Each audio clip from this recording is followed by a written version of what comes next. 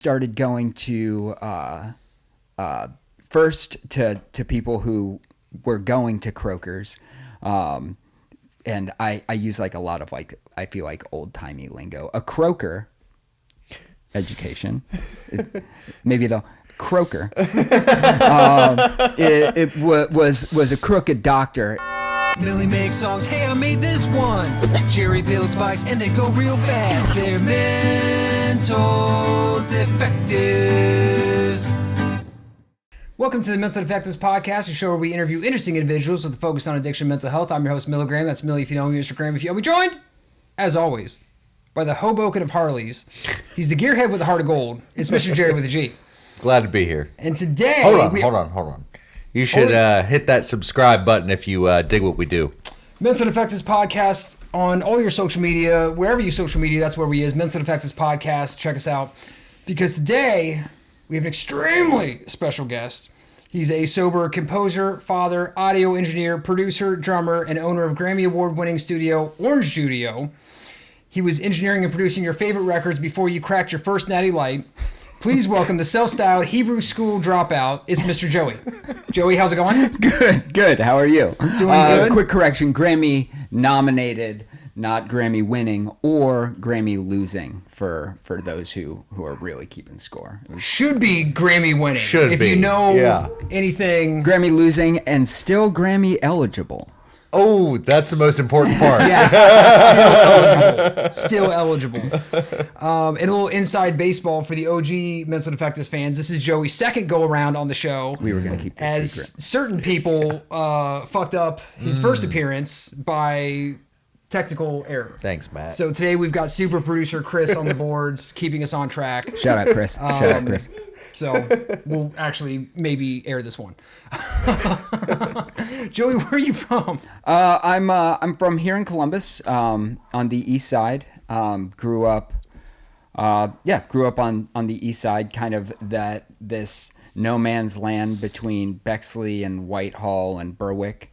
Grew up out there. Lived in Columbus for most of my childhood.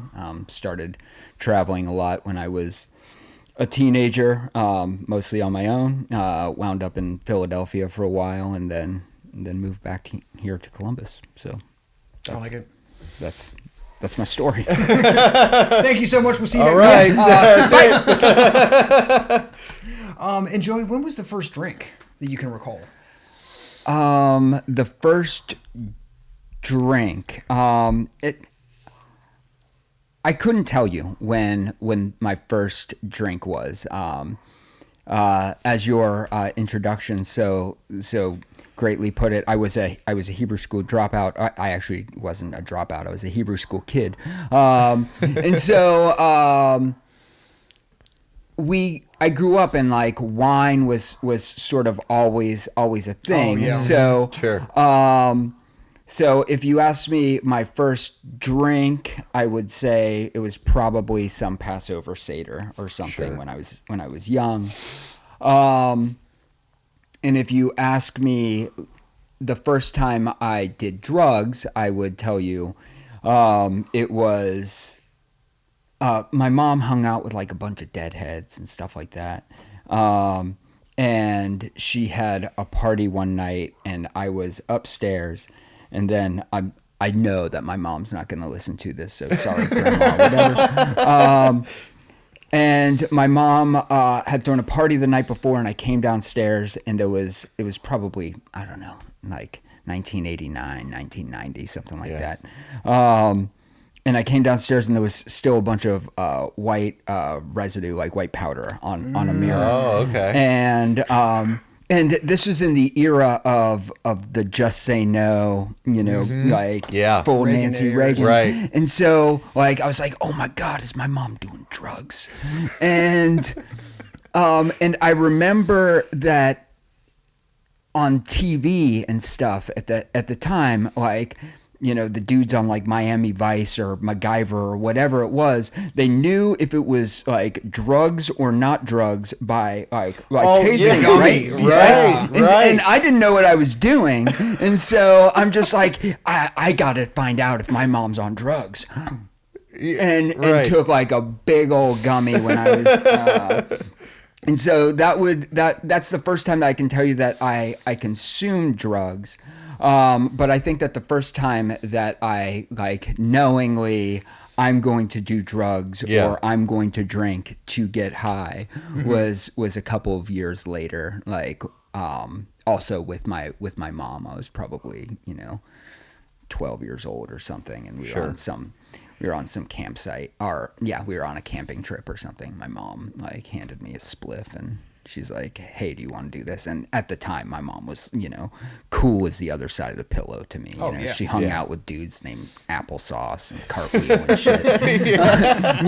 Took me to Grateful Dead shows and like Rolling Stone shows. So like I was like, I'll do this. And so that was the first time that I kind of consciously took an intoxicating substance with the intent of getting intoxicated. Yeah. Right. So, and was that like a love at first sight thing, or that was just like this was cool, like whatever? Yeah, I think it was a love at first sight thing, but not for the reasons that I would later on be in love with it. I think that at the time, I felt like I was like, man, I'm initiated into the cool kids club, Like a part of. And I would also say that because I grew up in this Just Say No era, we would watch these 30-second commercials, this is your brain on drugs. Nobody ever says they want to be a crackhead when they grow up, or like whatever. Name big media buy of the time. And so the worst thing that could happen did happen, and that is the worst thing that happened was nothing happened. Right. I'd been like raised by society telling me that if I did drugs, I was going to immediately be like robbing old ladies with a switchblade in a subway, and like whatever, pouring sugar into people's, whatever, just bad guy, I was gonna like break out in like some weird leather, spontaneously. I was basically gonna be an extra in Michael Jackson's Bad video, and nothing happened. I got hungry. I like ate some glizzies and passed out. And so I think that was the worst thing that could happen was nothing happened. So yeah, but it did quickly become love at first sight for sure, or love at first whatever. Yeah, puff. And so so where did that take you from there? So you're 12, trying weed at a campsite with your mom, and then how does that progress into like your teenage years? So I think that it progressed like first. I think my first progression was, there was this period where it was just sort of like this bonding thing with like my mom and her friends or whatever. And it wasn't for another, it felt like forever at the time, but it probably wasn't forever. Until I realized that like, hey, my friends would do this too. And so I found a group of friends that, hung out in alleys and, smoked cigarettes and all that stuff. Yeah. Smoked weed, smoked cigarettes. And then I think that eventually turned into psychedelics. Like we were really, really big into psychedelics especially when we were kids. And especially like I said, I had like been hanging out with a bunch of people who were, super into the Dead, and, music was kind of always around. And culturally, psychedelics is a really big part of that. And so, started experimenting with lots of, ego crushing heroic amounts of LSD. And then, it just like progresses. And after that, it started turning into like we were crazy as kids. Like we would, I had an account with a website. This is like in the the infancy of the internet, and some Silk Road action. yeah, before Silk Road, there was a website called poisonousnonconsumables.com. And do not go check it out. yeah, right. Yeah, and so we would like order like San Pedro cactus and like 2CB and mescal, like all this Yeah. stuff, All the crazy stuff. Back then, like ketamine wasn't a scheduled drug in the United States, so we were ordering pounds of ketamine from China. wow. Oh, shit. And so like we were just like You were way ahead of the curve. Oh yeah, we were. God Yeah. And we also like and then I got really into because I was like doing all these weird we like experimented with like Jimson weed and like all this like weird stuff, and so we had our noses in like so many chemistry books. Oh, sure. And so it was not too long before I started dabbling in prescription drugs, just because I knew like they were accessible. I would just like open a parent's medicine cabinet and, look for, like take as needed for pain, Yeah. Alcohol will intensify Yeah. Right. effect. Do not operate heavy machinery. Yeah, right. That was I my was- go-to. that's the one. If I can't whip a forklift around on this, give it to me. Yeah. And so, doing stuff like that. And then from like, I really, really loved opiates, as many people do. The thing about them is they work as advertised, They sure do. And so I eventually, parents' medicine cabinets can only go for so long. Yeah. Only so many of your friends get their wisdom teeth out or their appendix out or whatever. Yeah. And so we started going to first to people who were going to Croakers. And I use like a lot of like, I feel like old timey lingo. A croaker, education, maybe the croaker, it was a crooked doctor. And so we knew people who had, pain management specialists or whatever. And so we would get jars and jars of like, at the time it was before OxyContin had really, really hit the market. Sure. But we would get jars of MS Contin, which was the morphine sulfate. Oh, that'll Contin. do it. Oh, wow. And And how old were you at this time? I would have been like 16 years old, probably. Okay. And yeah, we were going to Croakers, and then eventually it became hard to find the thing about pill heads is like they sleep till like noon, but I was waking up sick at like 7 Right. a.m. And so then we got our way into going to our own Croakers, and then that quickly, eventually you want to be Charlie Parker and do the hard bop. And so, one day, I was out of morphine or OxyContin or whatever it was, and I was just like, there's a guy on the corner who is, and I'd had my nose in enough like chemistry and pharmacology notebooks to know that like it all turns to morphine when it gets, when it hits your liver anyway. So and so yeah, I started doing the big boy drugs and intravenous heroin use. And, And you were still in high school in Columbus at this time? So I think that I started using IV drugs. It would have been, or at least heroin would have been like my senior year of high school. So I was like 17, 18 years old. Okay. And then from starting that, like how quick was that like downward spiral from there? It's usually a pretty like So it was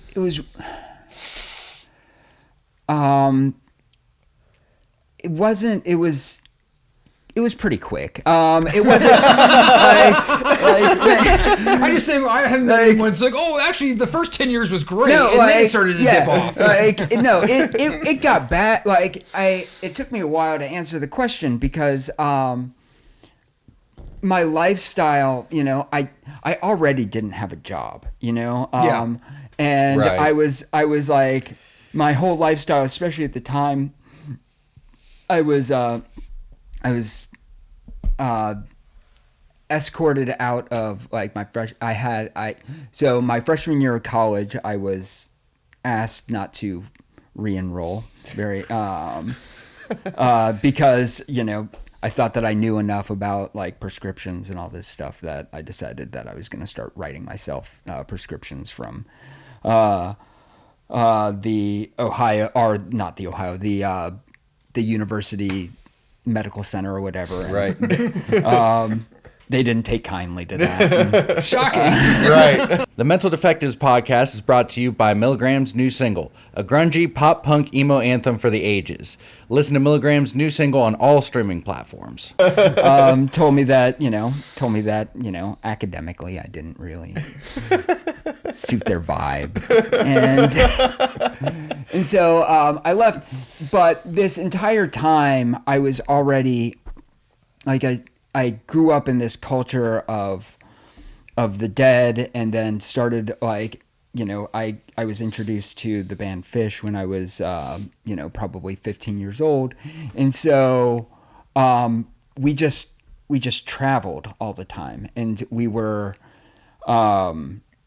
at a show every night, and then you just travel to the next show and then do the thing there, and everything's like an open air drug market, and it's very, at least it was at the time, like it's actually now the scene is much more mellow than it was in the 90s and to the early aughts. But yeah, it was with the people that I was hanging out with. It was a daily thing of like, you go there, you do your work, and you get rid of whatever you're going to get rid of for the day. You get well, you do your thing, and then you go to the next town. And so I was already by design effectively homeless, but it didn't feel that way at the time. Right. 'Cause it's like, I'm working. I'm with all my buddies. It's a circus, Yeah, It's sure. like you're just a that carny, makes sense. and so you're just in hotel rooms every night, like, and if I'm doing drugs in a hotel room in the same city every night, like, that's sad. That's a problem. Right? But I'm seeing the world, and so it became, it was a while for me to for stuff to really, really fall off the cliff. It was, the band stopped touring. Were you following the same? Yeah. You weren't performing at all at this point. You're just like, no. Yeah. I'm just part of the, just part of the circus, Okay. And was this the same band, different bands all the time? no, it was Or just the Dead? no, it was Fish. Fish. Okay. Yeah. Okay. Yeah, it was basically the same band. Every once in a while, we'd like, we'd find some other tour that, that we thought we could make money on or something like that. But Fish broke up, also because of drugs. Yeah. Mm-hmm. And they were all, their guitarist was like bottoming out, and then all of a sudden, like, I was in Philly, and I was like, well, now I got nothing, you know. But I was in Philly, which is, if you're gonna, be a junkie and be, has always been, at least for most of my adult life, Philly is not depending on how you're looking at it, it is either very hard or not hard at all to be a junkie in Philly. There's K&A, Kensington, Allegheny, which is essentially just, you know. Like an open air drug mart. I mean, Yeah, I see that on TikTok all the time. Yeah, It'll be yeah. like the Kensington zombies or whatever. Yep. People like totally like nodding off on their feet. Yeah, was it's- Kensington like that back then? Yes. Oh, so Damn. okay. Yeah. Damn. It's you know, it's heroin's super cheap there, and you know, it's like, you know, baker's dozen bundles, and it's just and there's and I understand like you just can't, you know, you can't stop it from happening. So I think that in a lot of ways, you know, there's certain parts of the city where the city is just, you know, just wash their, you know. Yeah. Yeah. So yeah, and that was, you know, that was probably my bottom, you know, that was me bottoming out. That was, you know. So Oh, go ahead. were you living like there in? No, I wasn't or- I wasn't at K&A. I actually lived in a there was in West Philly. There was a old abandoned apartment building that everybody called Paradise City. And it was or that all the, you know, all the Yeah, street right. kids called Paradise Yeah, City. yeah. And it was the 7-story building. I think that it was, and it still had electricity because there was a cell phone tower, so they couldn't cut off the electricity in the Sure. building. But it was completely wrecked, abandoned, and there was like this strange, like, sort of social, I don't want to say hierarchy, but like some social policing happening at Paradise City. Oh, interesting. Because, like I said, it was like 7 floors. Some of the stairs were collapsed, so like you'd have to go up 3 stairs and then go across, you know, to the other building to get. But like most of like the people that were primarily just smoking crack, they were like on the bottom 2 floors because they were like constantly In gotta and be out, in and out in and real out quick. all Yeah, the yeah, time. Yeah. and then there was like the lushes like in that middle area, and those were mostly like train hopping kids that would just, you know, that were, you know, like just like gutter punks drinking, you know, Yep. Mad Dog and stuff. And then the top 2 floors was like where the junkies hung out, you know, because you know, they just, you know, they'd go on a couple missions, we'd go on a couple missions a day, but like for the most part, like didn't want to be messed with too Yep. much, just wanted Yep. you know, a quiet place to be. But like the downside of that is, you know, like by far the most people that died at Paradise City were dying on the, you know, on the 6th and 7th Yeah, because floor. Yeah. if someone's like falling out, I And can't imagine an ambulance is rushing No. over there No, and going no, through 7 no, flights. no. Like, And so yeah, when somebody would die, like it was, you know, and that was kind of part of Yeah. part of what happens. Right. You know, it was, you know, you'd have to take them downstairs and then, you know, call payphones when payphones were still a thing. Yeah. You know, but you'd go through their pockets first because. Because Got that's to. what it is. Yeah. Yeah. So yeah, that was kind of like, you know, the bottom times for me. what was your hustle at that point? Just like middlemaning or boosting? I think it was like primarily boosting. Yeah, it was definitely boosting. We're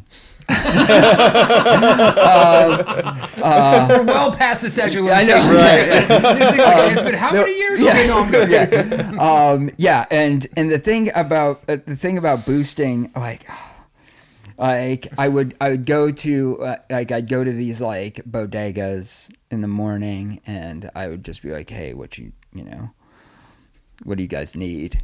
And you know, they'd be like, I need, you know, body wash, or I need, you know, deodorant, or I need whatever. And then you'd be like, all right, goal for this morning is, you know, 50-degree deodorants or whatever. And you'd go and sell them to the bodegas. And I remember at one point there was a guy who had like an auto shop, or maybe a tire place or whatever. And he's like, you get me some jump boxes and air compressors, and I'll buy those all day long. And I was like, done. And there was like a Pep Boys kind of around the corner, and it must have been a straight week. Like every day I went to this, like I went to a Pep Boys, and I would just like go and like pick it up and like, you know, wave to them on my way out, and they'd be, and I think that by day 5, probably, like a manager was like, where are all the, you know, battery chargers or jump boxes or whatever it was? And then, and he felt so foolish, I think, that he was just waiting for me outside. Like, because I think that the rule in Philadelphia is like, if you don't conceal it, you know, that it's not theft until you leave the store. And that was always your thing. And that was always like my thing. Like you can't accuse me of stealing it until I'm gone. I'm out. Yeah. And then like no matter how strung out I was, I could beat you in a foot race, at least for 100 feet. And like that junkie speed. Oh yeah, right. Turn to the fucking Flash. And but yeah, this manager was just like waiting outside and just like drilled me right in the face, just like just bang, like me on the ground. Yeah. But I think he was just like so humiliated by the whole thing. It's just like just go, get out of here. But yeah, that it was mostly boosting those times, and also that just playing the game, you know, like sometimes it was middle manning, sometimes it was, Philadelphia was a hard place to kind of like, completely middleman, because it was just everywhere and everything was stamped and sealed. And so yeah, it was that. And, there was some like, I mean, you know how it goes. yeah. And you had like a formative hospital stay when you were in Philly? So I did have a hospital stay in Philly. I had another hospital stay earlier on. You're talking about so yes. It's a hard one. One time I got my appendix out. The other time was this story. Which one do you want to hear? No, I had a number of hospital stays. But there was a big one. It started in Maine. I was in Maine. So this was when I was still traveling a lot, and I was in Maine. The most northern you can be in Maine without being in Canada. Seeing a show at this Air Force base. Nice. And like my arm was like killing me, and it was like the end of the summer, and I had like I'd been getting high and like porta potties all summer. Right. Like who knows? You know? And but it was like swollen. It was smelling bad. It was it was gross. And for some reason I had to come back to Ohio after Maine, and I hitchhiked back to Ohio, and I went to I was at like some shooting gallery or something, and somebody's like, bro, your arm stinks and you gotta go to the doctor. And so I did, and I had cellulitis that had turned to gangrene. And damn. And the doctor was like, you're going into surgery like fucking now. So you just walked in off the street and be like, my arm hurts. Yeah. So I was super high. So I might have been in that waiting room for 2 minutes or 2 hours. Right. Who knows? I couldn't tell you.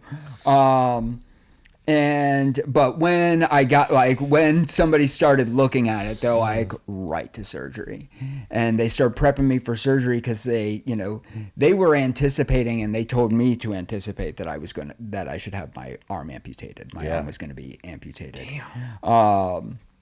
And so I went into that surgery with full expectation of waking up without my arm. And yeah, I woke up. I still had most of my arm. They had removed about 15% of the muscle mass and some major veins from my arm.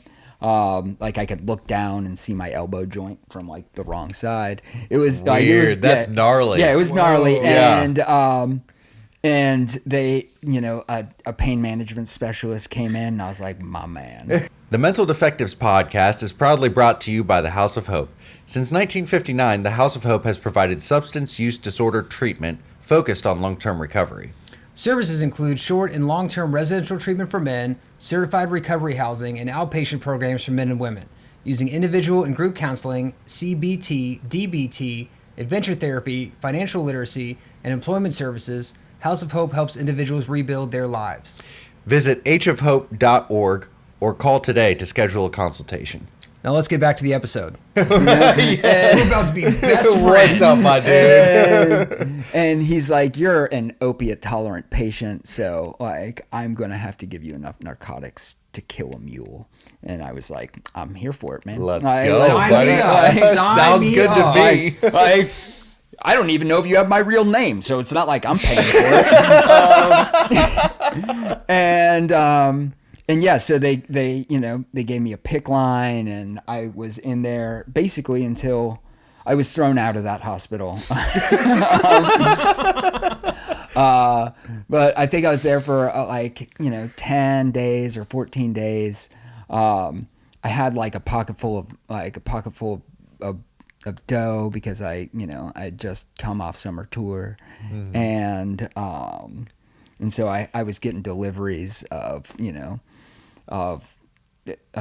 like heroin and cocaine to my hospital room, and I had this PICC line, so I didn't even need to find a vein or anything. So I'm doing like speedballs in my PICC line. Out of here. Yeah, and the PICC line that is is crazy. Yeah, it goes right to your heart. Yeah, dude. And my girlfriend at the time, she's like, dude, the doctor already said that he's giving you enough drugs to kill a mule, and you're treating your PICC line like it's Studio 54. and I was like, dude, like if you OD, like what's a better place than a hospital? There's like a red button on the fucking door, Just hit the hit the little red button on the wall, and all will be fine. So yeah, I was told that I was no longer welcome at the hospital after a while. Yeah. And I ended up having a few more similar surgeries in Philadelphia. I had a surgery on my hand that was for similar things, and I think in New Orleans I also had another surgery on a hand for similar stuff. When they booted you from the hospital, did they take the PICC line out? Oh first? Yeah. No, okay. No, it was like, we're giving you your walking papers, Yeah. I think they gave me like a bag of enough dressing changes to last about a week. Sure. Some antibiotics, or a prescription for antibiotics, and some like low-level pain medication. But that wound, especially the wound on my arm, was because the way those things have to heal, they have to heal from the inside out. Like they don't stitch them up or anything. And so I was walking around with like this massive crater in my arm for 6 months as it healed. I had to like pack that thing with wet gauze every day. It was it was pretty nasty. It's a miracle that thing didn't get like reinfected. Yeah. If you're going right back to running and gunning the way you were. Well, it was funny because of that experience. I actually, as I was running and gunning with in the black markets for drugs, I was also like, I had a steady diet of super strong antibiotics, just because, just as a prophylactic. I was like, I do not want, so if I found out that somebody had some, whatever, strong antibiotic it was, after having a surgery or whatever, I'd buy that off of them too. So Sure. Smart. yes, it wasn't foolproof because, like I said, I had 2 more surgeries, but It sure helped. but it helped, I'm sure. Okay, so back to Philly. You're in Paradise City, on the top floors. The Pet Boys pipeline is cut off. Yeah. And then where do we go from here? So I used to always say I don't know what was different about that day. It wasn't like I had worse days. There was this lady, and it's like the one amends that I would that like if I could, and it has been like at the top of my list ever since, and I think about her every day. There was this lady named Juanita Pittman, and I'm purposely using her full name. If you know a Juanita Pittman who lived on like 40th in Philadelphia, contact Mental Defectives and they'll contact me.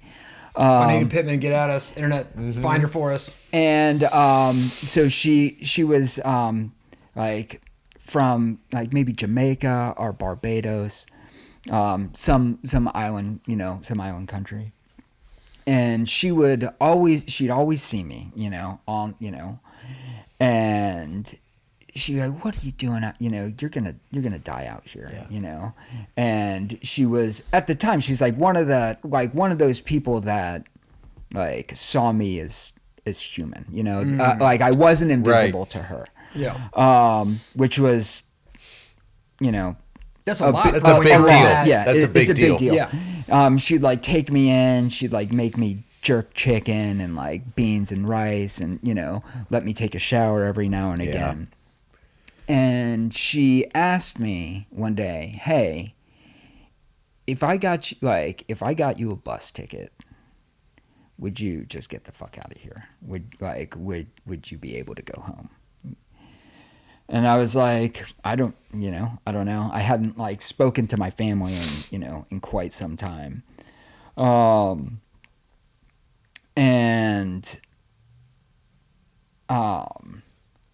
was just like, yeah, I'll give it a shot.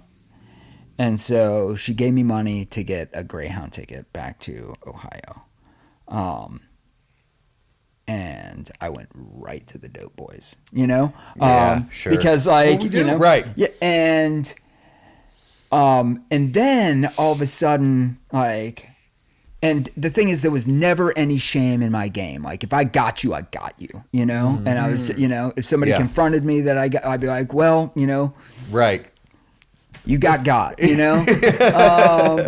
but not with her. And there was just so much shame that I had from like taking this money from Juanita and not using it for the bus ticket, And so I had this, it was before cell phones were a thing, but it was long before I had a cell phone. But I had this phone card, those prepaid phone cards. Yeah. And the phone card I didn't even actually have the phone card. I just had the 800 number and the PIN memorized. Oh, sure. And it was like this magic, like it was fucking magic. There was a magic phone card. I thought that I'd like crack some code. There was always minutes on this phone card. No matter what happened, there was always minutes on this phone card. And I don't even know where I got the number from. Like I knew nothing. I just knew that I had this number that always had minutes on a payphone. And so I called my pops and I was just like, "Hey, I need to come home." And he's just like, "All right." And so he sent me money for a bus ticket. And I went right to the Dope Boys. Oh, come on. Yeah, right. Bam! Yeah. But like it was because I didn't know, like it was Right. that was the only thing that I knew how to do at that point. Like money goes in palm, it goes. Right. Yeah.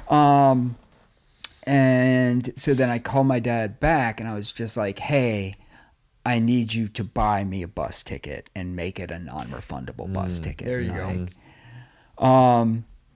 And he did, and I made my way back to Columbus, went to Maryhaven, where I'd been, I'd had, a number of oil changes at, at Maryhaven, and a number at, like, basically I'd burn it down, like, Mercy Hospital in Philadelphia, Comp Drug, like, I burned it down with everybody, you know? Yeah. And were all these previous trips through there, were these like court-ordered, family pushing you in, loved ones? No. Were these voluntary? Always voluntary, but like, so my first time in treatment, there was this cat that I ran with who was he was a Vietnam vet, like old fucking dude, and we were like running buddies, like, when we were on the streets. This was when I was still like 19 or whatever, and like we were both dope sick. And he called me, I think it was from Talbot Hall. And I was like, where are you, dude? Whatever. Yeah. And I'm like, bro, like, he's like, I went to treatment. I went to detox. I'm like, well, why aren't you sick? He's like, do I sound sick? And I was like, oh man, they medicate you in these places. And so I would pretty regularly use detox as a way of just... Yeah, like I said, just getting a breather, getting some fat back on me, getting the tolerance down. Like I said, it was just a quick oil change. And so, but this last time, again, like they ask you the same question every single time. What are you going to do different this time? And you're like, man, just like, I don't know, like, probably nothing. Like, what it is. But yeah, and so I went into Maryhaven,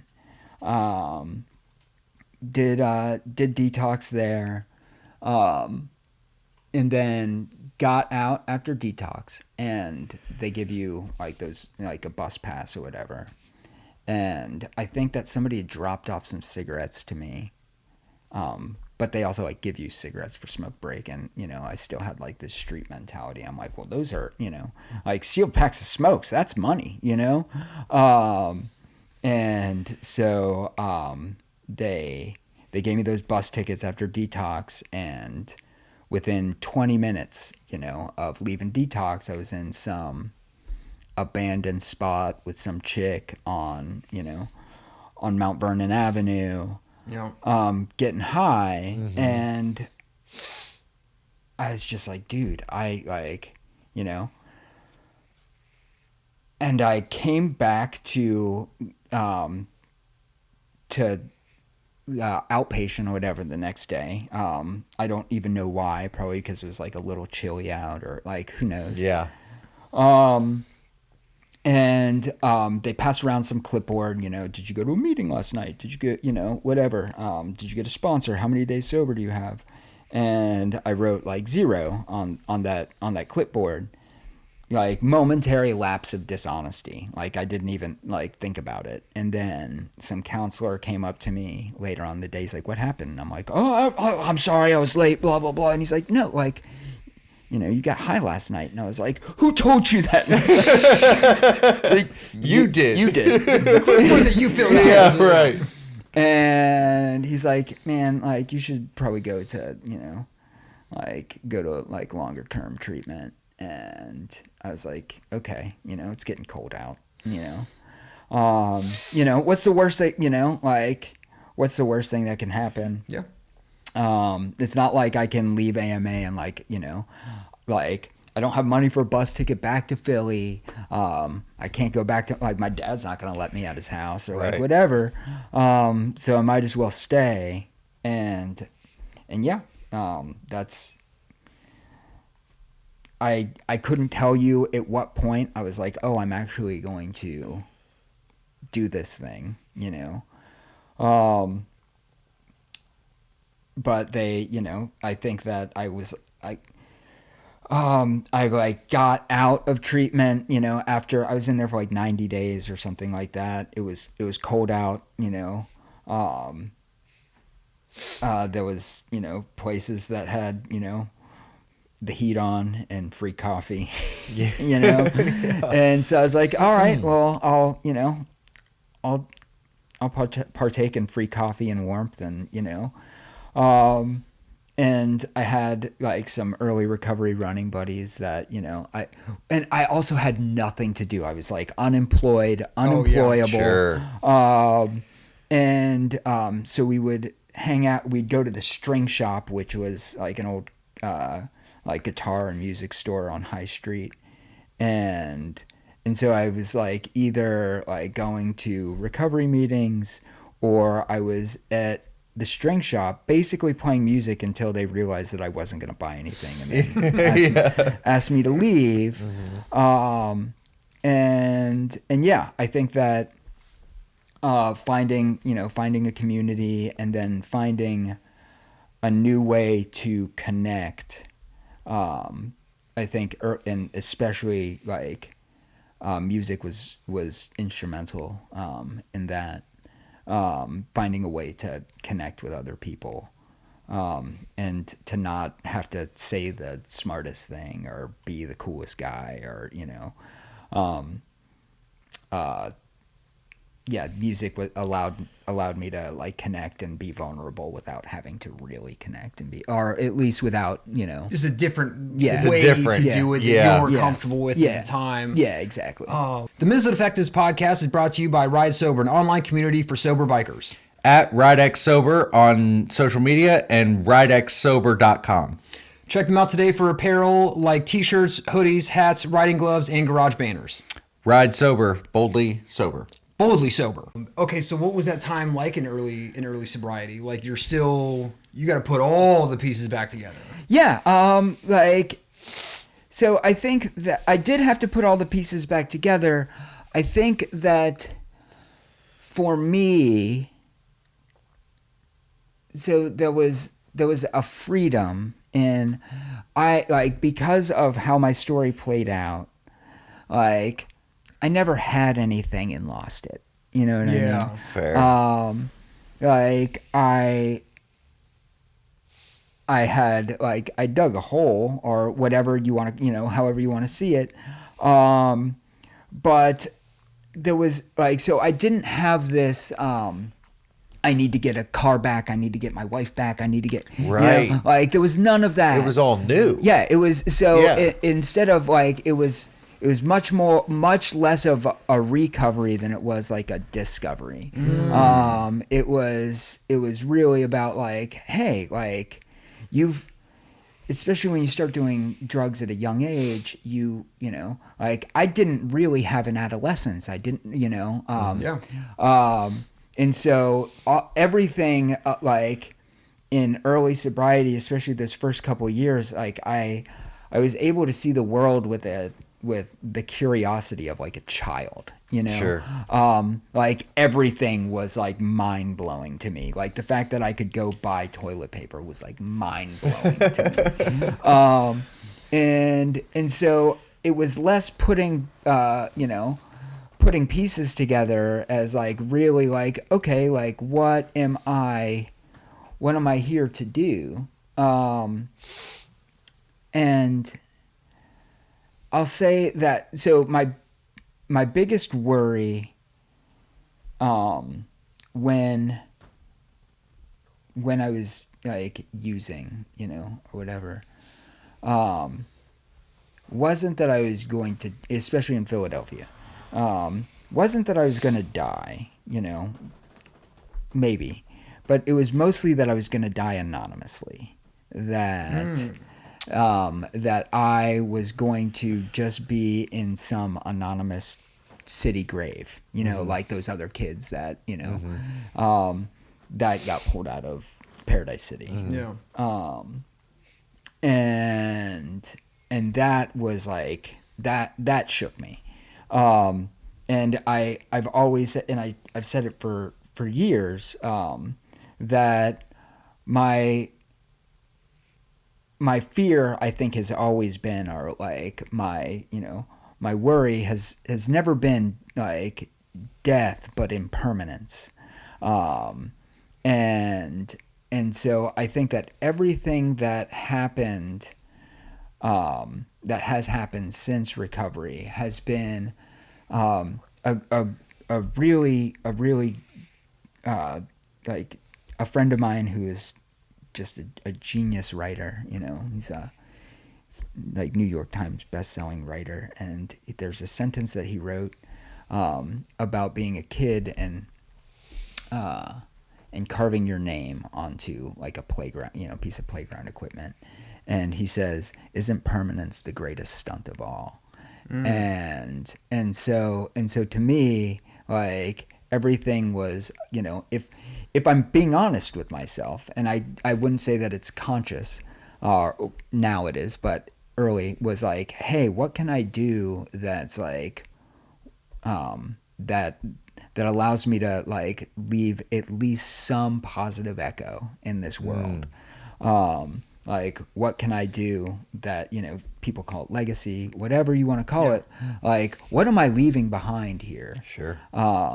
Because like nothing's guaranteed. What can somebody say, this is the impact that this person had. And so I think that everything has been consciously or subconsciously, motivated by this absolute fear of impermanence. and what does that look like? And so it looks like a wildly productive no shit. Grammy nominated recording studio. Yeah. So you mentioned early sobriety, you're getting more politely, I'm assuming this time, asked to leave the Stringtown place. Like when did the music, once you get sober, like pick up, and how did you get back into that? How did that transition into like a income and way of life? And so I was, it all happened so slowly, I got, so me and a friend who was also in recovery, we were like, oh, like I said, we would hang out in music stores eventually. I like got like a little drum, and we were like, hey, let's start playing some gigs. And so we would play some gigs and make a little bit of scratch, just like from the door or whatever. And I was like, I dig this. This is cool. And I had this early recovery job, that was super quittable, Right. And it was also like the hour, like it was like a breakfast, like breakfast place / catering place. So I could go there like super early in the morning and be off by like 1 or 2 p.m. and I'd have like the whole day to do stuff. Yeah. And so yeah, like we would play music. We started like doing cafes and whatever, like, and getting really integrated into the music scene, or at least I started getting integrated into the music scene. And I would go to jam sessions all the time, and I was helping people with like demos and stuff, like out of my house, with like my, a similar recording rig to, what we have here.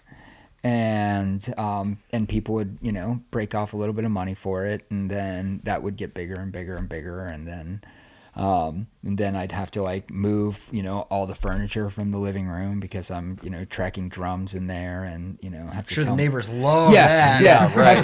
have to tell my girlfriend to take the dog on a 6-hour walk, and so. Like it just all started like happening out of necessity.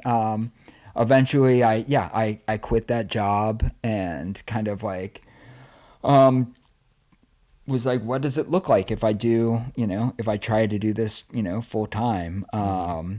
Like the worst thing that happens is I fail, and like I've done plenty of that. So like, What's one more? Yeah. Right. And failure looks exactly like this, like failure looks like, okay, you're not doing it. Well, I'm not doing it right now. So so failure actually looks just like this. And so yeah, I started, doing like freelance recording gigs, and found like some friends that were doing like kind of like a recording collective. Actually, they weren't my friends. It was somebody that I'd met buying gear off Craigslist or something, and started a recording collective, and that turned into Orange Judio eventually, and yeah, just like continuously like trying to make cool shit, and and luckily now, stuff is like spread out, past just, like the performance thing got to, I don't really perform much anymore just because it, everything that comes with it, became a lot. And the music that I like to perform, like really like to write and perform is like,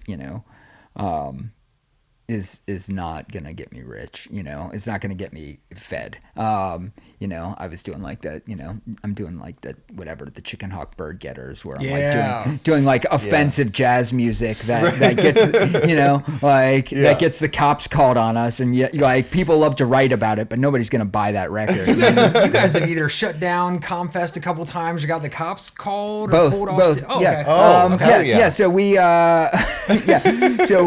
we were traditionally for a number of years the closing act of one of the nights of Comfest, usually at the jazz stage. Mm-hmm. And I think it was 2017 maybe.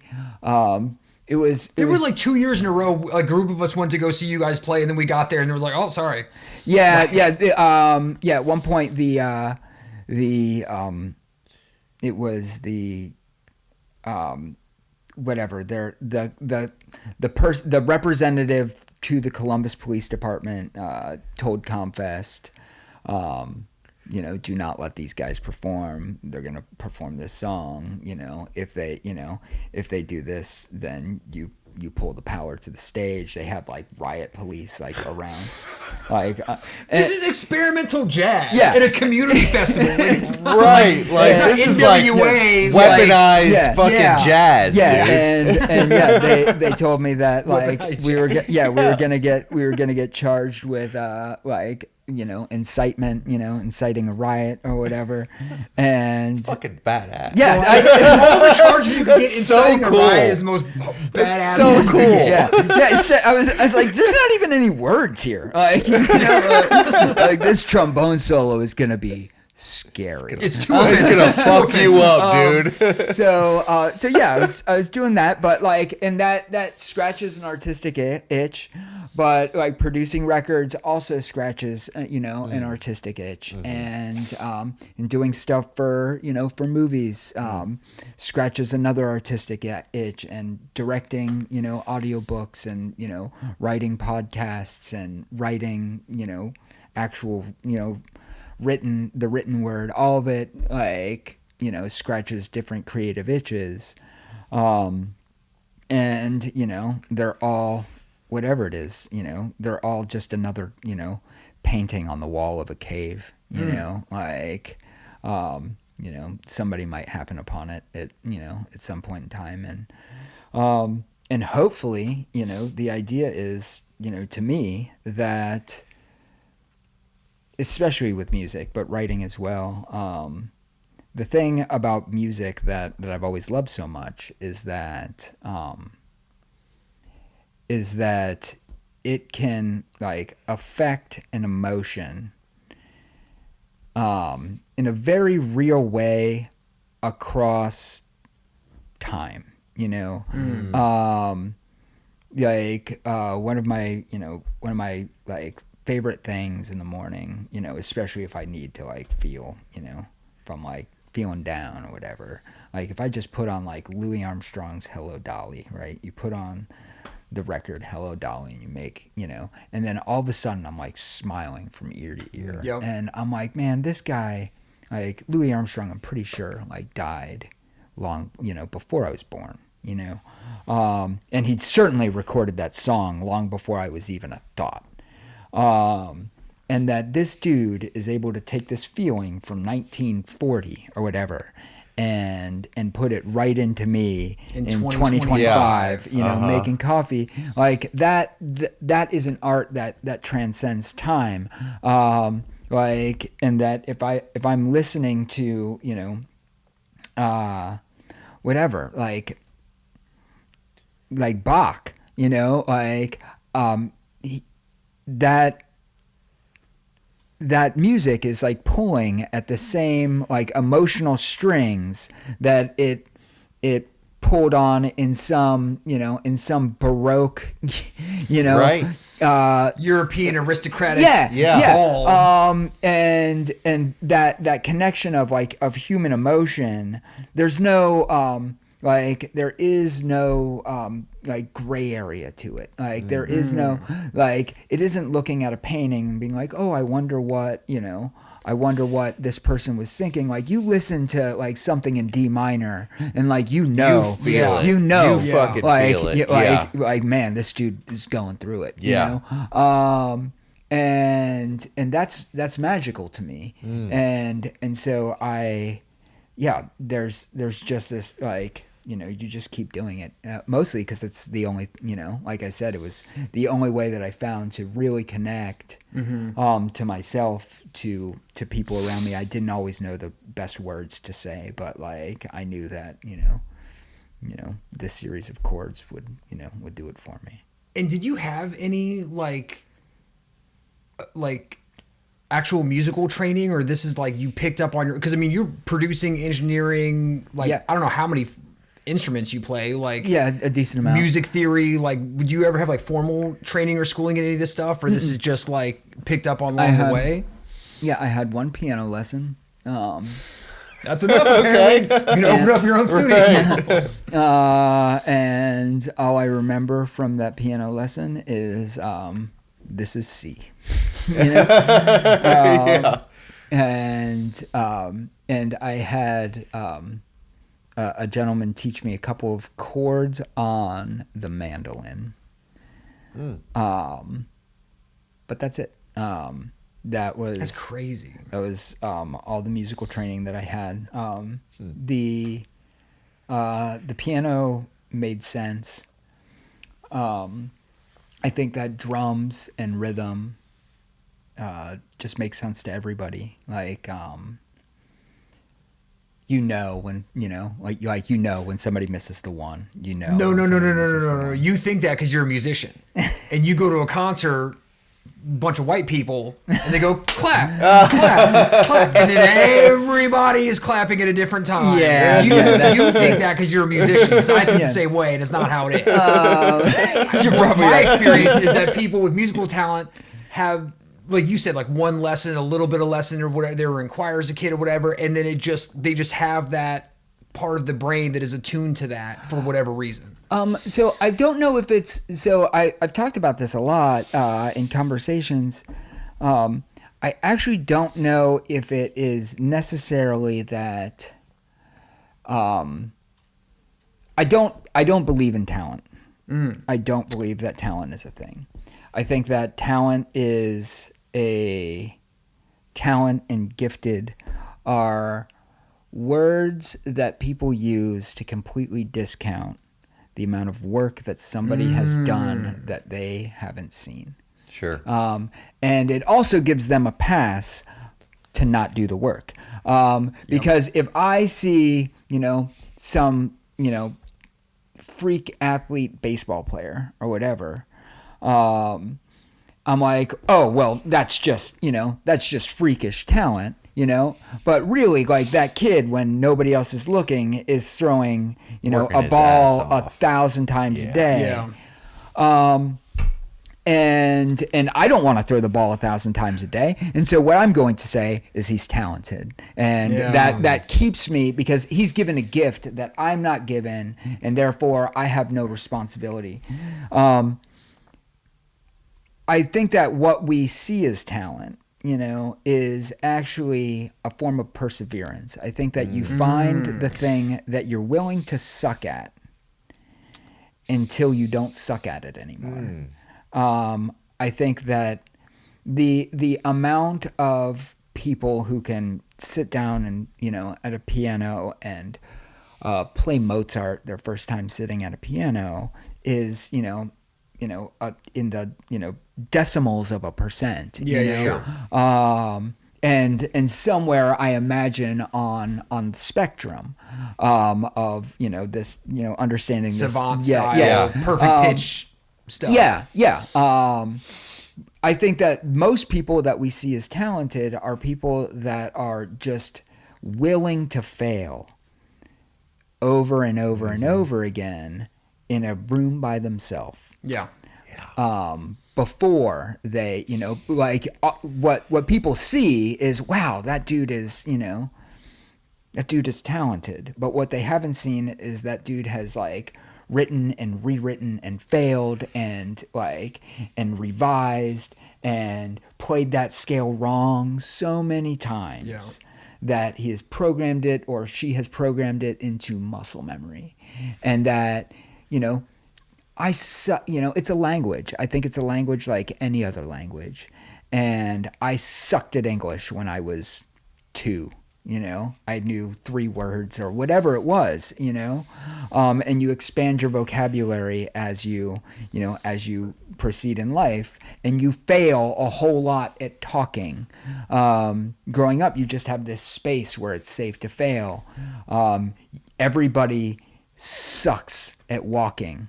When they, you fall on your face more times than you successfully take a step, but you just have this support or whatever, this desire to do what the people around you are doing. You have this desire to communicate ideas that you wouldn't be able to communicate otherwise if you didn't get the vocabulary to say what blue was. And I think that music is the same way. I think that we all, some of us, have whatever this thing that we want to say or we want to communicate or whatever, and that music is just another way of vocabulary. It's learning it's learning the vocabulary to express what you're wanting to express. And I think that rhythm is before I saw, tasted, or felt anything, or touched anything. I heard things, and the thing that I primarily heard was my mother's heartbeat. It's the same thing that all of us, the first sense that any of us get in this world, conscious or subconscious, is the rhythm of our mother's heartbeat. And so that's why I say that rhythm is very natural. I think that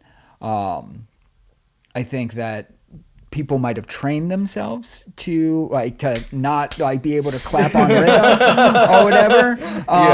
But that's been learned or whatever, or they've become so disconnected from what they've come from. Because there's nothing more natural than just, than understanding the pulse and, and the one, and anticipating the one. So I think that it's really a language that is so historically universal that I think that's why I'm so drawn to it. Oh yeah. And what all kind? So you produce, engineer, and write and perform on all different kinds of genres. You guys do. I've seen all kinds of different bands and musicians come through. You do spoken word, rap bands, I at this point in my life, I'm really, really lucky to be able to say yes to the things that I think are cool and say no to the things that I think are not cool. And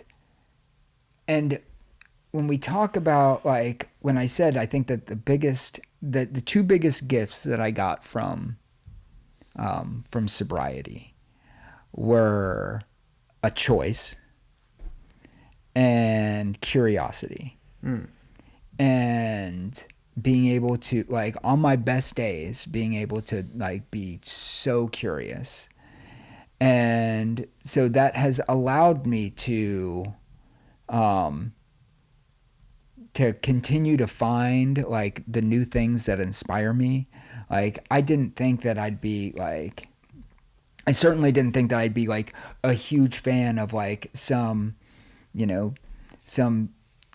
disco band from Somalia in 1979 or whatever, and that I'd, like, be chomping at the bit to work on, on something with them. But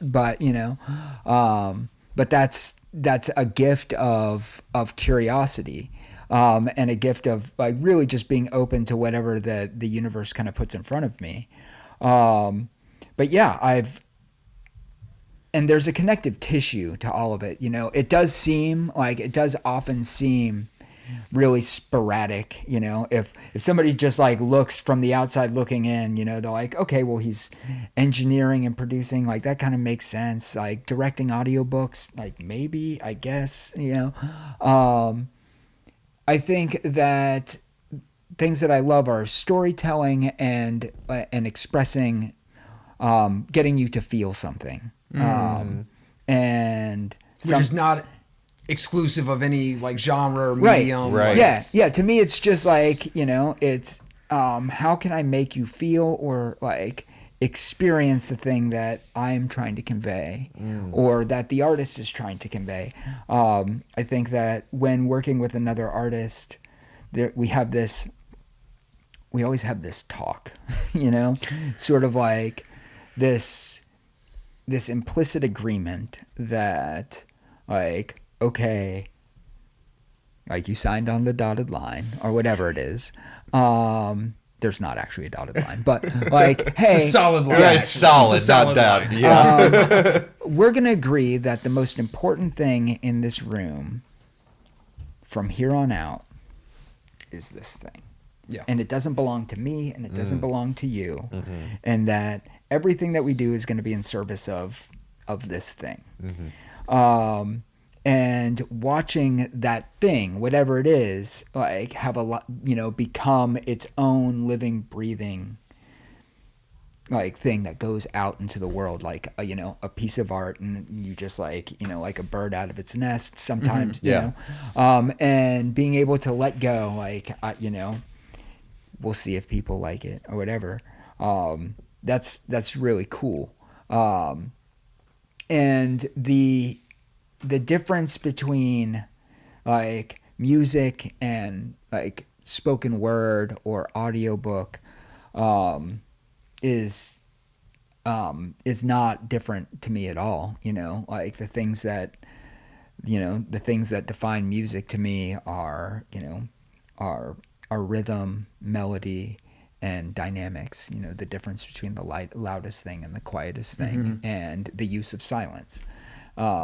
And spoken word is rhythm, melody, dynamic, and the use of silence and and pauses. So it's just music with different notes to me. And how do I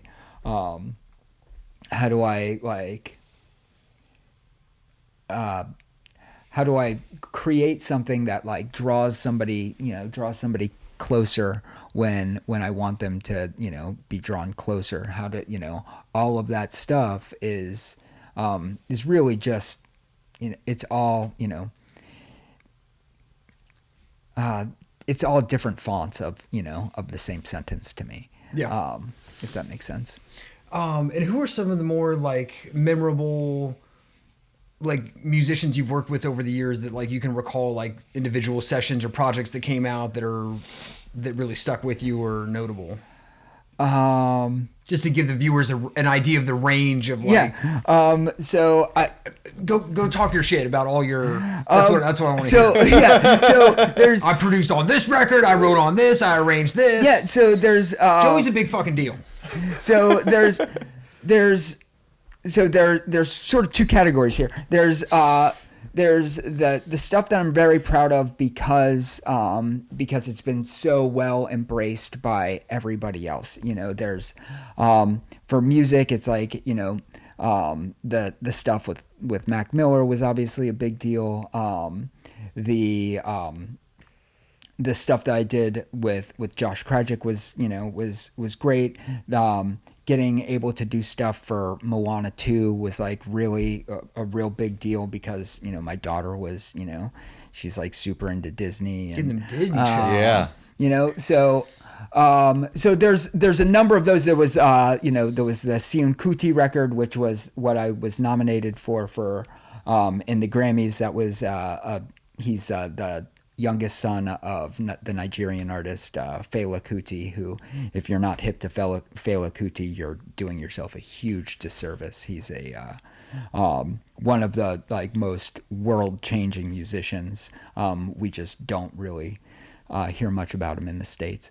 And so all of that was like pretty earth-shattering. There's been and there's been also working with people that started out as being, relatively small that we like got to, that we got to watch blow up, like the Camp Boys.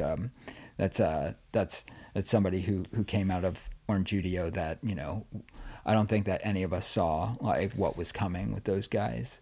Hey, Mental Defectives. Would you like to advertise on our podcast? If so, email us at mentaldefectivespodcast@gmail.com.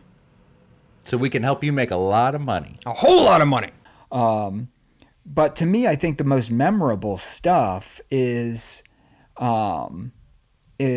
sometimes less about the, what has been heralded and like applauded. Mm-hmm. It's the stuff that like makes me feel. So one thing that I'm working on. So I worked on writing a podcast about this musician or magician, illusionist who sort of kind of manipulated his way through Nazi occupied Europe. He was a Jewish guy in hiding, and when I was doing the interviews for that and doing the research and stuff, I was talking to a guy, and there was this melody that he was singing and these words in Hungarian, and to him it was a memory, of something that somebody in the death camps would sing to themselves, and it was a song that they had written for their wife who was dead, who they didn't know at the time, but his wife was probably, gassed months earlier or whatever. And I was like, okay, I need you to like hum that melody for me again. I need you to tell me these words. I need you to, like, what do these words mean? And I'm still working on it now, but I was like, I'm going to make it my mission that this song like gets created, mm-hmm. that this song does not die with this man who died in 1940, and it's not like a folk song or whatever. It's like it's just some, and nobody's going to like herald that. Nobody's going like that's not going to win a Grammy. That's not gonna But like, I mean, how amazing is that, though? How cool is that? Yeah, and so it's getting to do that mm-hmm. type of stuff. The stuff that we did with the Door band of Mogadishu, like those tapes were, that stuff was recorded by a bunch of 19-year-olds in the 70s in Mogadishu, Somalia, and pulled out of like a bombed out radio station and brought to me by some German gentlemen. And we were able to like restore and get this stuff released, which actually, I love this story. Sounds like a fucking Uncharted video game plot line or something. Yeah, like so smuggling it out of a bombed out thing in Africa. And yeah, so I get a call from this gentleman, shout out Sammy Ben Redjeb, named Sammy Ben Redjeb, and he's a German gentleman, but like my phone said like it came up as Tunisia, Carthage, Tunisia, and I was like, I didn't even know that Carthage still existed. Like, I'm pretty, like that's the one where like Rome like salted Right. the Like earth. Sparta, Yeah. And so I pick up the phone and he's like, I need to book you for a week. And so it was like a couple months from then. And I was like, all right, bro. You know, like to me, it was Scam like, written all over it. yeah, sure. He's like, I'll pay you a bank transfer. Sure, you will, Right, bro. right. And so I was like, you know what? Okay, man. Okay, Sammy Ben Redjeb. I'll put it on my calendar. I put it on my calendar, full intention. Like, this is the week that I'm taking off. You know. Yeah. There you go. And I'm at Independence Day Festival when they still had Independence Day Festival, and I get this call from a cell phone from Carthage, Tunisia, the morning that he had booked, and he's like, "Hey, it's Sammy. I just landed. I'm gonna be at the studio in probably like 45 minutes, you know, maybe an hour." And I'm like at the festival, like with my kid. I'm like, holy shit, this is fuck. And so I drive to the studio, you know, meet him, and he's got like boxes full of like just reel-to-reel tapes, dusty cassettes, just like so much like crazy, just like outdated forms of analog media in this box. Yeah. And he's like, "Hey, we need to start cleaning these up." I'm like, what is going on here? You know?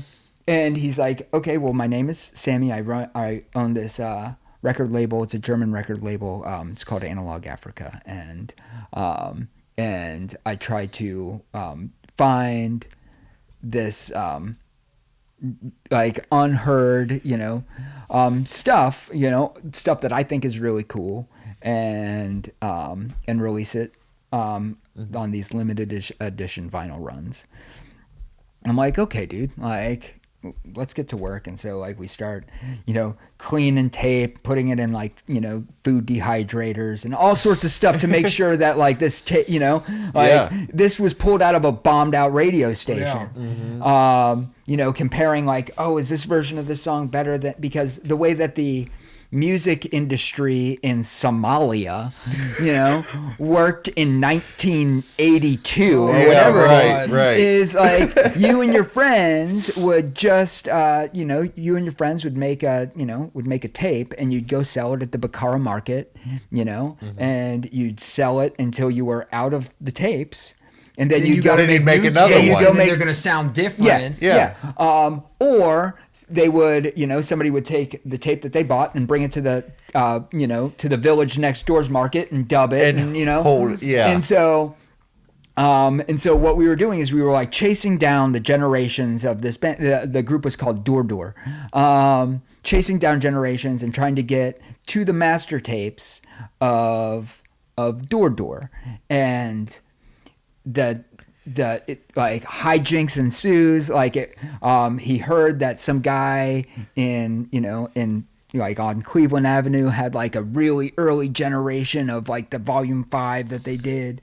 And so like we go into this back room where they're just like drinking tea and smoking cigarettes.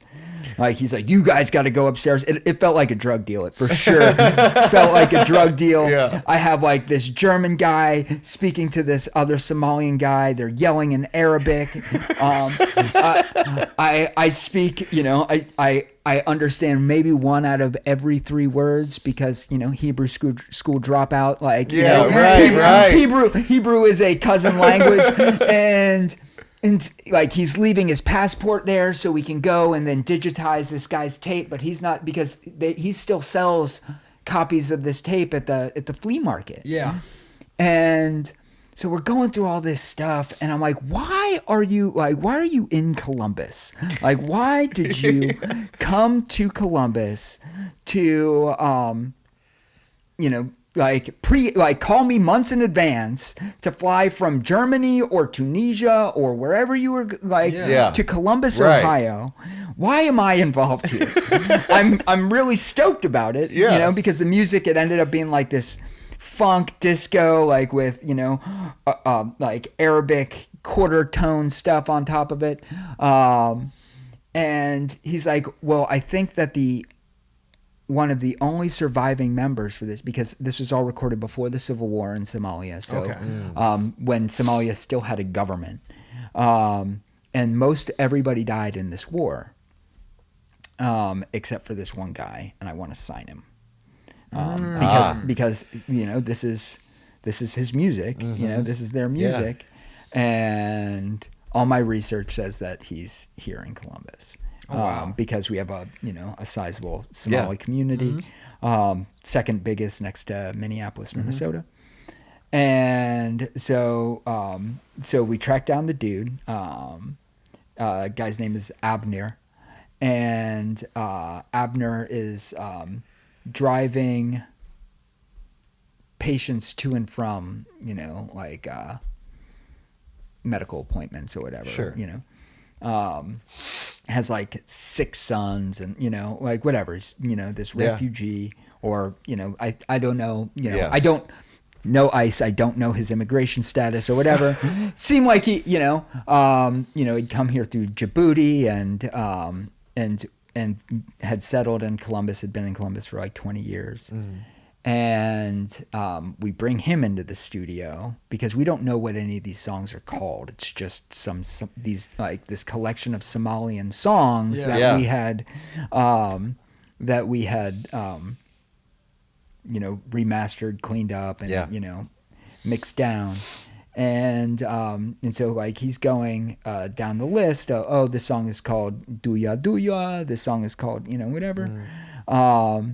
And then Sammy drops the bomb on him. Sammy's like, I want to sign you to my record label. I want to give you 50% royalties, and I want to give you $1,000 for every song that we release. Per song? $1,000 per song plus 50% royalties. Sign me up. And then the number of songs that we had on that list was 55 songs. And so Sammy gives this guy, like, right there on the spot. Oh, shit. Like, in the studio, because he's been searching for him. Yeah. Like, this is the time, he's flying back to Germany. Right. Yeah. This is the time to sign that contract if you want to do it. And so Sammy gives this dude, like, poor immigrant who is like working, driving people to And their. this dude forgot about this And music. he- That's yeah. a lifetime this dude ago. Right. This is a like all his friends in this band are dead. you Yeah. know? Oh, yeah. And gets paid $55,000. So I watch this It's a guy's hell of a day. I watch this guy's fucking life change. Yeah. No shit. That's so sick. Fast forward to this year, to 2025. I'm watching Netflix, and Netflix did, this was just a couple months ago, Netflix did a 3-part series on the Black Hawk Down incident. We all watched Yeah, that. we did. Chris We told just me watched that. that. Was so Yeah. good. That was so good. And the very first scene where they're talking about the lay of the land in Somalia and what that is, like, what is the song that is played is Duya Duya by the Door Door Band. No way. Oh, shit. And I jump out of my seat, like, I'm just thinking about the royalties that Abner's getting for Dude, for this. there's no And so that type of stuff, nobody's gonna celebrate. I'm not gonna get any awards for the Door Door Band. I'm not gonna get any awards for this, for this song that is a memory, a fading memory of an old man. And I'm probably, and I'm not going to be remembered for any of that.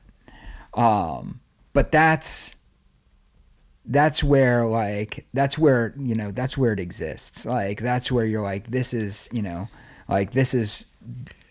where humanity, like the true humanity of music, like at its most real bone, flesh, blood, spot exists right here. And so when somebody asks me the things that I remember most, it's not the Mac Millers, it's not the Grammys, it's not Moana, it's not any of those things. It's like The doors. It's Yeah. the door. It's these moments where I'm like, where I get to glimpse my own humanity, Sure. and like, holy shit, like this is what human feels like, and so yeah, that I don't even remember what my question was, but that was a great fucking Yeah. story. Okay. I don't want to keep you here all night. What, the podcast.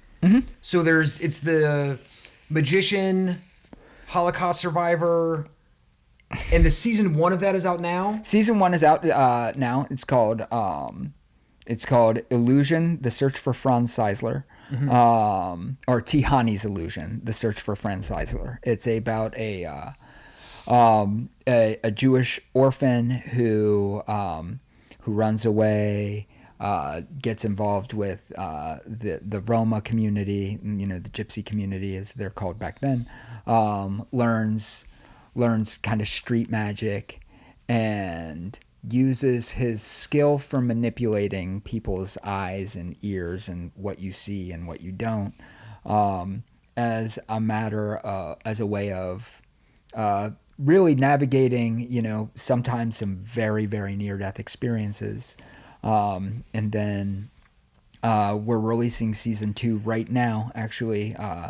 And so he navigates, the Holocaust, and then Soviet occupation, and eventually made his way to Brazil and Argentina, and started the largest circus empire in South America. And in South America, circus is a very, very big deal.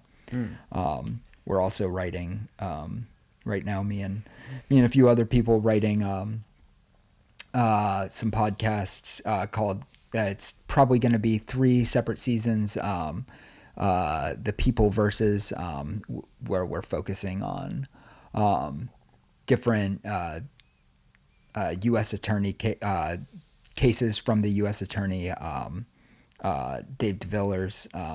So one is a guy here in Columbus. His name was Thomas Henderson. Not a great guy. One is probably going to be on the Short North Posse and the prosecution takedown on the Short North Posse. Nice. And, Oh, shit. The other is going to be on probably the prosecution of Saddam Hussein. So yeah, those are all like that allows me to kind of scratch my itch of staying curious and like doing research and reading and being in libraries, and that's all that stuff is super fun. That's sick. Yeah. And the one that's out with the magician, where can people check that out now? Wherever you listen to podcasts. So Apple Podcasts, link in the description, or Spotify, YouTube. We'll get a link in there. All the things. And then Joey, what advice would you have for someone looking to make music a profession? I'll put it that way. If it's engineering, producing, performing, don't. That's facts. No, don't do it. If music becomes a profession, then good. But do not do your art because you need to for money. If that means getting a job to finance the art that you love to do, and that allows you to make the art that you want to make, then that's what you should do. If you can make the art that you want to make and people want to give you currency for it, that's awesome. But the motivation and the focus should always be on the music or on the art. And if you get money for it, awesome. But the purpose of us making it was like, if you want to do something to make money, like be a dentist, or be like, like there are easier ways to make currency. Yeah.